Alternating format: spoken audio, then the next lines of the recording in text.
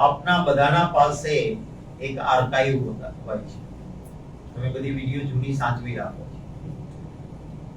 એમણે ભૂતકાળમાં જે ડિબેટમાં ભાગ લીધો હોય, એમણે ભારતીય જનતા પાર્ટી વિશે જે કહ્યું છે એ બધું આપની પાસે છે. આવું ટાઈટ બોલનાર વ્યક્તિએ જ્યારે પક્ષમાંથી કઈ કારણોસર જવું પડે તો કેવા કારણો હોય એ ગુજરાતના મીડિયાને મારે સમજાવવાની જરૂર નથી, કારણ કે તમે પણ એનો ભોગ બનો છો, અમે પણ એનો ભોગ બનીએ છીએ. એટલે લાંબુ કહેતો નથી. હકીકત મને વ્યક્તિગત રીતે અમારા નેતાઓએ ફોન પર ઘણી વાતો કરી અને એમને લખેલી સ્ક્રિપ્ટ આપવામાં આવે છે કે તમારે હવે આ જ બોલવાનું, તમારે આ જ કહેવાનું. મને એક નેતાએ તો કહ્યું કે રિહર્સલ કરાવે કે મીડિયા સામે જતા પહેલા બોલો, તમને આપ્યું તે હવે કાગળ મૂકી દો વાંચો. પછી એમાં કોઈ મારી જેવા વિરુદ્ધ કીધું કે ના કેમ ન બોલ્યા, બોલો કરી, આ તો બોલવાનું જ છે. એકાદ બે એમાં મરદ નીકળ્યા હતા કે એને કહ્યું હતું કે ખોટી વાત છે, અમે એ કઈ નહીં કહીએ, આવે છે બરાબર છે, પણ મારી માતૃ સંસ્થાની વિરુદ્ધ હું નહીં બોલું એમાં કહેનારા પણ એક બે વ્યક્તિ નીકળ્યા હતા. બાકી તમે જાણો છો કઈ પરિસ્થિતિમાં કોને શું કરવું પડ્યું છે. સમય આવશે, સત્યને થોડા સમય માટે રોકી શકાય, પણ એક દિવસ કહેવાય છે કે સાચું અમારે સૌરાષ્ટ્રમાં કહે કે છાપરે ચડી બોલે, એમ આવશે સમય ત્યારે છાપરે ચડીને બોલાશે કે કોના ક્યાં કારણો હતા.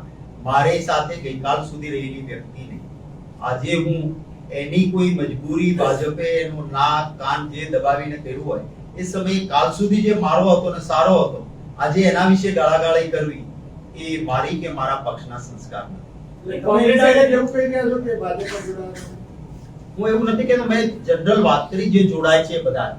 ઘણા બધા દાખલા તરીકે અમારા સીજે ચાવડા હતા, અમારા અર્જુનભાઈ હતા, અમારા અરવિંદભાઈ લાડાણી તાજેતરમાં ગયા અને પહેલા પણ ગયા, એની મેં જનરલ વાત કરી છે.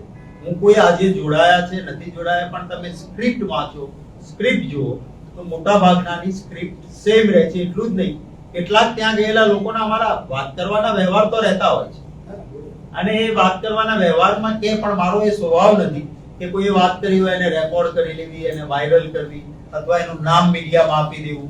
2014માં જે રીતે ભાજપના એક નેતાએ અમારા ધારાસભ્ય બળવંતસિંહભાઈ એને ખાનગીમાં શું કીધું હતું એ વિધાનસભામાં જાહેરમાં કીધું, આવા સંસ્કાર અમારા નથી. એટલે હું એ વાત નહીં.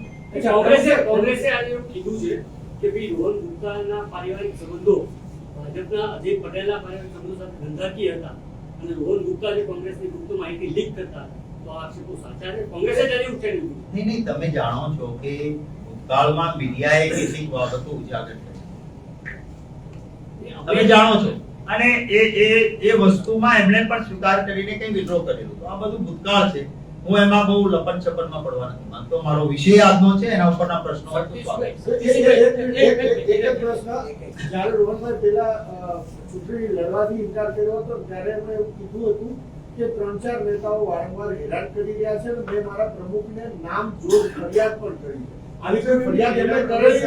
મને કોઈ ફરિયાદ મળી સતીશભાઈ, તમારા નેતા દરેક ભાષણમાં ડરો નહીં એવું તે છતાં કોંગ્રેસના સિનિયર નેતાઓ ડરીને ટિકિટનો ડ્રો કેમ કરી રહ્યા?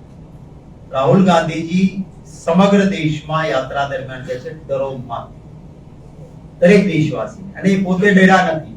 એમને ઈડીએ બોલાવ્યા, વારંવાર બોલાવ્યા તો ઈડી સામે ગયા, તમામ સવાલોના જવાબ આપ્યા, નિડરતાથી જવાબ આપ્યા.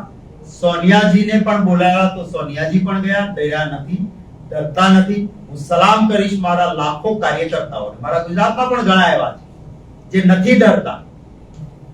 કોઈક વ્યક્તિની કંઈક એવી બાબત હોય અથવા ક્યારેક માણસની દરેકમાં એ નથી હોતું અથવા દરેકને એ પરિસ્થિતિ પણ નથી હોતી. કેટલાક કહે છે કે ભાઈ મારી આ નબળી કડી અથવા મારી આ મજબૂરી એના કારણે જવું પડ્યું, મારી ઈચ્છા નથી. એટલે કોઈની મજબૂરીનો લાભ લઈને ભારતીય જનતા પાર્ટી કે એમાં પણ એ ટકાવારી 0.00001 છે. લાખો કાર્યકર્તાઓ એવા છે જે મતદાનગીરી તેના વગર ભાજપનો મુકાબલો કરે છે. અને હવે તો તમે જોજો આ ચૂંટણીમાં કે ભારતીય જનતા પાર્ટીના કાર્યકર્તાઓ ને પેજ પ્રમુખો એ હવે કહેવા માંડ્યા છે કે અમે ગાભા પાર્ટીમાં નથી રહેવા માંગતા, અમારા માટે અનામત પણ હવે રહી નથી, અમારે પાર્થિલાઓ એની પાલખી ઉપાડવાની છે, તો આ ભાજપના કાર્યકર્તાઓ અને પેજ પ્રમુખો પણ આ ચૂંટણીમાં ભાજપને સબક શીખવા. શક્તિસિંહભાઈ,